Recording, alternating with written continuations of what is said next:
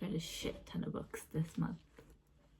I'm gonna go through all the books, give ratings, all the bibbidi bobs like that. So the first book I read this month was The Brutal Prince by Sophie Lark. This is the first one in the Brutal Birthright series, and see that strawberry? Key points to the story, and it's amazing. It's amazing. I didn't annotate this one that much actually, but I think I rated it 4. It has art in it, and you know that because I haven't shut up about it. Yeah, anyways, I didn't annotate this one that much. I really liked it. I started this before the month ended last month, so you saw it in that video. But yeah, I'm really excited to read the next one, like really excited. This is henna, by the way, just so you're not like, oh, she got it. I did not. That terrifies me. The next I read The Traded Queen. I read it by audiobook. I read the audiobook of The Bridge Kingdom last time, and I do prefer the Bridge Kingdom audiobook because that has rain sounds and it's phenomenal. This one has like aggressive drumming, which I don't love.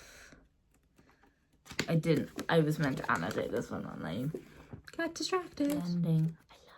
I love the ending. To be fair, I still love it, and I love that her sisters come in, and I love that. And that we get to see like her full powers. But yeah, really good, really loved it. Very excited for the next book and the 5th book. So basically each couple, there's 6 books in total, but each couple is a different thing. I haven't read the second couple, but it's her brother, and the 5th book has been announced, and it's his sister, which I'm so excited about. So excited for it because she's my favourite. I read Heartstopper. This was my least favourite Heartstopper. I still love Nick and Charlie. You will see in like 3 books time. This definitely was my least favourite one. But I'm so excited for it to be in the series still because I still love them. But yeah, I think I still give it 4 stars because I love Nick and Charlie and I love the characters and stuff, but it definitely wasn't my favourite one.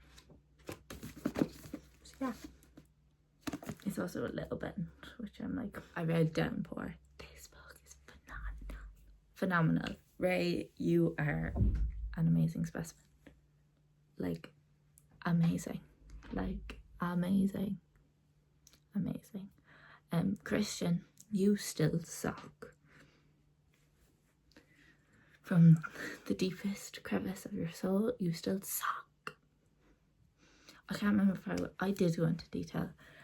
This is the second one of the Griffith brothers. The first one was Dust Storm, and I read that 2 months ago. I can't remember. What's my hair doing? I read that not that long ago. But I hated Christian, the main male character, because she basically was like, I'm not motherly, I don't want kids, and he was kind of like, tough, you now have 2 and you're gonna have 2 with them. Brute. Anyway, but then he started getting into therapy thanks to your daughter, Christian, not you. Anyways, and then second session ever, as soon as he gets home, you need to try harder in therapy. Oh, Christian, you suck. You suck.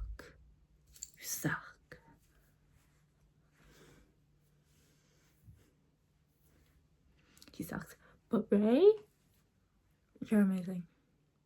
You're so amazing. I was very happy getting more of Gracie and Thing as well, because they're the daughters in the first book and I love them.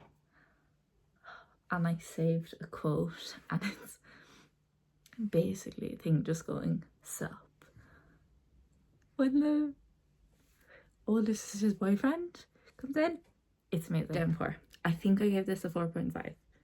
I think I give it a 4, but I want to give it a 4.5. I can't remember. It was way better than Dust Storm, but I think that's just because I hate Christian. I hate him. Every fibre of my being. I hate him. Then, finally finished the real book, which I started in my Dublin blog. Finally finished it. This, I did not like the beginning. I was like, okay, wow,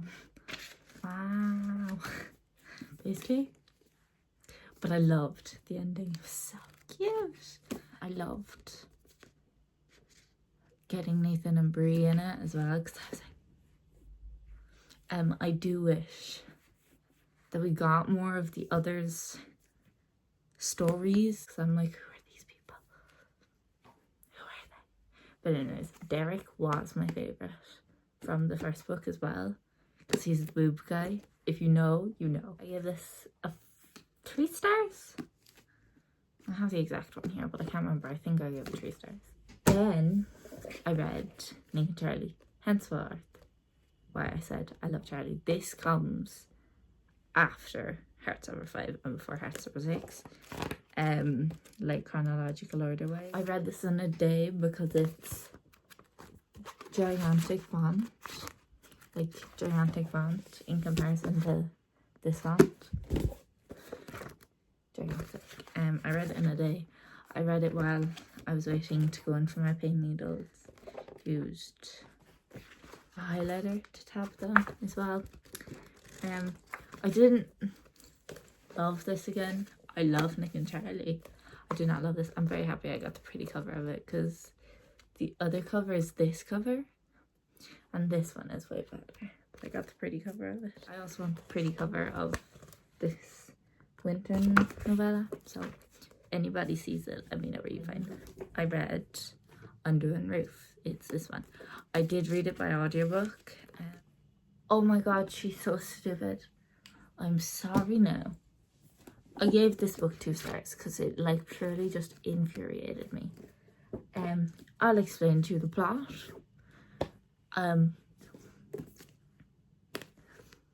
His aunt dies.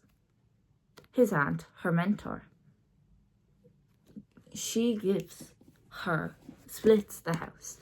Now, her aunt, 110%, split the house because she didn't have any money.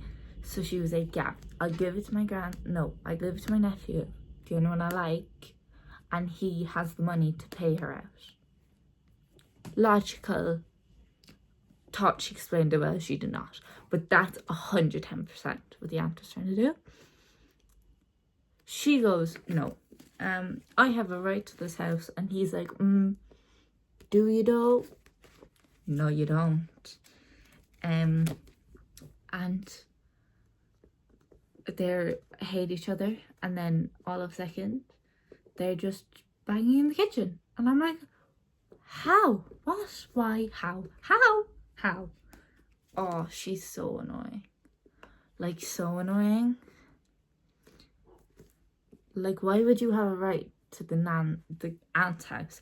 I know she gave it to you, but like, logically speaking, she gave it to you so you could get money, because you're on about how you don't have the money. And then he literally was like, no, I'll buy you out. That's what my nan would want. My aunt would have wanted. And then she was like, no, I just don't have the money. And he was like, yeah, hence why I'm buying you out. And she was like, no, I have every right to be in this house. No, morally, no. Then I read One Way Ticket to Earth. This surreal experience. I had the author reach out to me and was like, will you read it? Thanks. And I was like, surreal experience. I think I have 3 stars. It's a novella, so it's only 30 pages long. And it takes me a lot to get like connected to the characters. And I still teared up and I was like, oh, that was only 25 pages.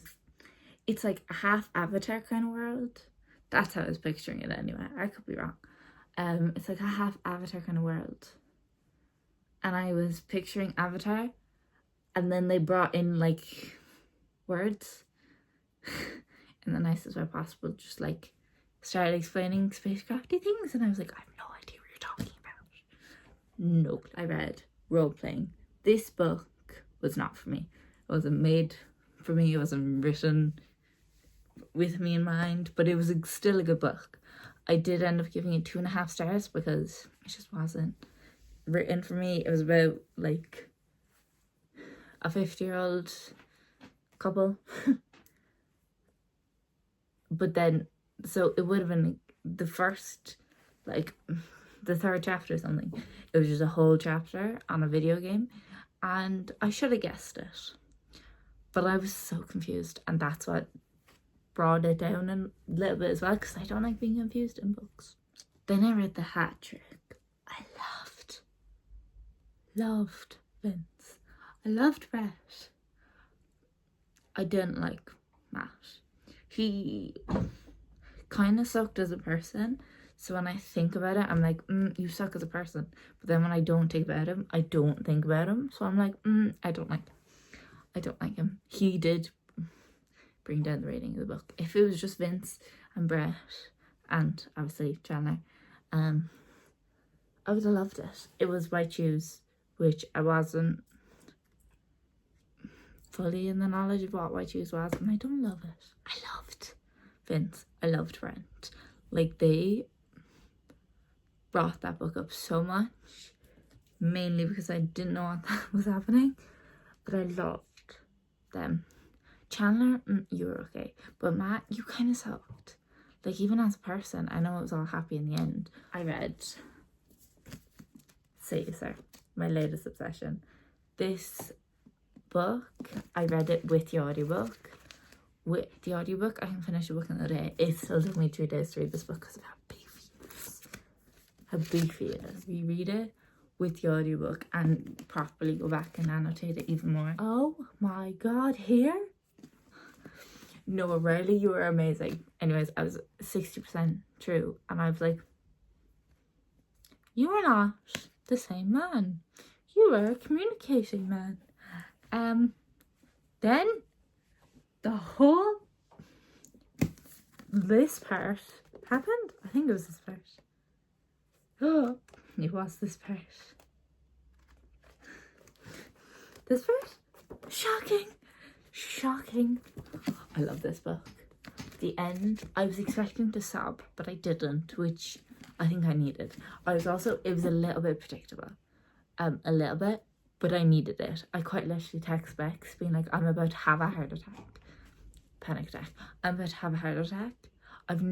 It's stressing me out. So I liked that I knew it a little bit. Saw some spoilers on TikTok, which I didn't realise that were spoilers until I was reading it. So I felt okay. But yeah, I liked that it was a little bit predictable. I think I gave it 5 stars. And I'm gonna stick with it. I also, if you remember, I gave Never 5 stars. That's dropped down to a 4 because I don't like it. I finished it the morning before we got on the plane, and I was like, I don't know what to do with myself. I read The Sweet Spot. Now, if you watched my... Oh, that's coming out after. No. My thingy vlog, my holiday vlog, I finished it in between 6 hours. I started it at 4 o'clock when we got on the plane, and I had it finished by 12 o'clock. I love this book. I love Bella Matthews' writing. It's so quick. I always finish her books in a day. This one, loved. If you remember, not The Wildcat, what was it called? I know. The last one. The Knocket? No. The last one, I didn't like the ending too. Like at all. This one, made up for it. I don't care. It's a different couple. Made up for it. It's amazing. I think I have 3 stars. I'm only giving it 4. It was 250 pages and it's amazing. I have one single qualm with this book. I said it on my Goodreads, but if they spent a summer, multiple summers together in his family's area in a different thing, how did the brother not know who he was? He knew who the sister was, but how did the brother, if he met the mom, the dad, the brother, no, the sister, her, how did he not know who the brother was, and how did the brother not know who he was? Then I read More Than Shipmates. This book had me violently sobbing at the end because she started going in about how she had friends that weren't great friends, and then the friends that she was friends with didn't care about her as soon as she left, which is how I felt at my old school. So I was violently sobbing. It was also 550 pages. No need. I had two things about it. One, this is the cover. I thought it was going to be White Shoes. It was not. It was Love Triangle, which, okay, I don't love Love Triangle. To be fair, this one was.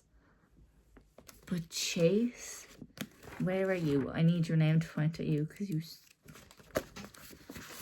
Chase, you suck. Like, fully suck. I'm sorry, how did you not know she wasn't a virgin? If her brother knew, if the other friend knew, how did you not know? Anyways, Chase, you suck. Back to More Than Shipmates. I thought it was going to be My Choose. It was not. It was Love Triangle. I had like two things with it. The ending, it felt very rushed. I was like, oh, it's over now? What? Bear in mind, I went to sleep as well. And normally when you go to sleep and then you start reading it, the ending feels longer. And even when I did that, it felt so short. I was like, what is happening? What is happening? Tom, you have the personality of a wet paper towel. And I'm like, was that intentional? Because like, you're just stupid. I'm sorry, but you are, honey. I'm excited to read More Than Clickbait because it's about Tom. And I'm like, ooh, it's about Tom. And I want more of Eliza and Oscar. Daniel, you are amazing for that Oscar joke.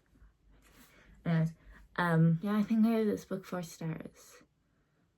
The ending felt rushed, and I had another qualm. The other thing was the fact of, so we got 3 of their POVs in the story, and I liked that in their stories, the other POVs, Oscar's and Tom, we got their background without the detail of their background. We had things POV in like chapter 7 or chapter 8, Tom's, and I liked that we got like a little bit of background.